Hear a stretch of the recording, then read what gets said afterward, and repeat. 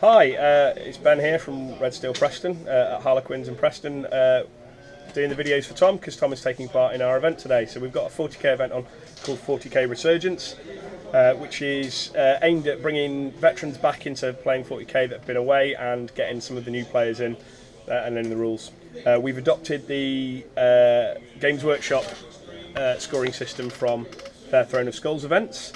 So the overall winner will be determined by best game votes. We're playing Maelstrom of War missions, which have been predetermined, and then we've had a slight restriction on how people pick their armies.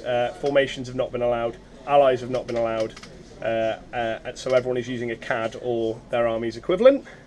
Really pleased, we've got 20 players out there. I'm going to take you out in a minute to show you the armies as they're just setting up for round one. We've got 15 different codexes represented out of the 20 players, which is fantastic to see.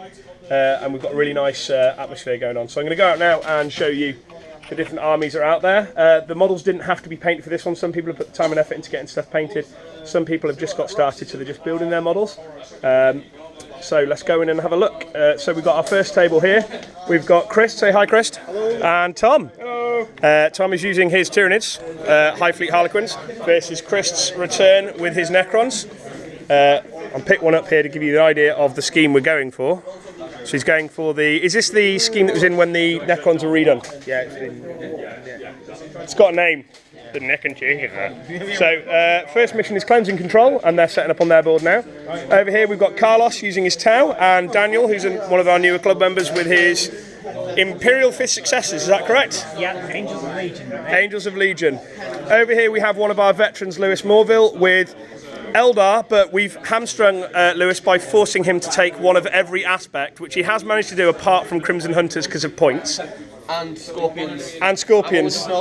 He's not got Scorpions, but look, he's got Howling Banshees, which are rubbish. You've got basically one of every type. Yeah, and then we have Zach, who's another one of our new returners who's using Necrons. So we've got Necrons here with a Catan there lent by Chris, which is good. This is what I really like about the community, is we're just helping each other out.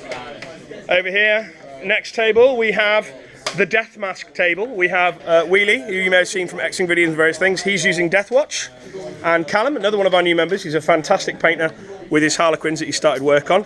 You might have seen his Age of Sigmar stuff in other videos. Really showing off. On this table, yeah, on this table here we have James. So James is there. Yeah, I don't like the Seahawks jersey either. He's using a themed Tyranid army based on Starship Troopers.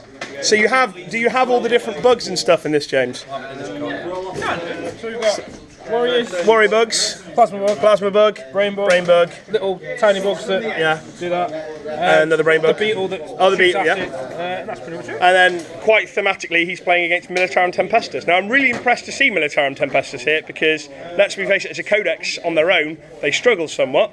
This is Jacob, he's another one of our new guys, so he's setting up here. As you may have noticed, he forgot a flying stand, so we've just had to blue tack one together for him to get it going, but he's still new to it.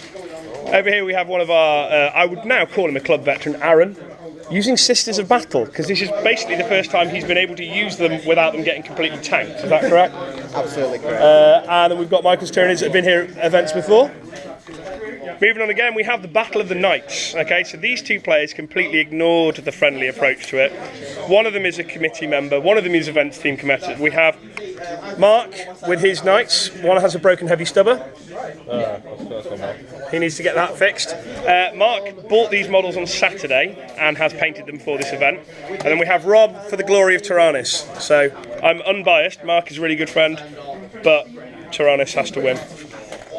Over here we have Josh, another one of our club veterans, and Craig, who's a club veteran but doesn't play miniature games very often. He's more of the board gamey, card gamey front. Over here we have Josh's Blood Angel successor chapter called the Crimson Suns, and we have the Khorne Demon King. So you know that makes sense. Blood Angels versus Khorne.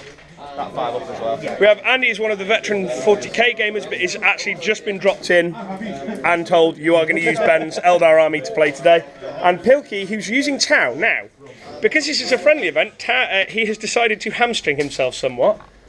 Yeah, I'm playing only units that are in 4th edition. Yeah, so we're only using Tau units who are in the 4th edition codex, and he is using Space Pope. First recorded sighting of Space Pope for about 3 years, but he's out on the table. Space Pope.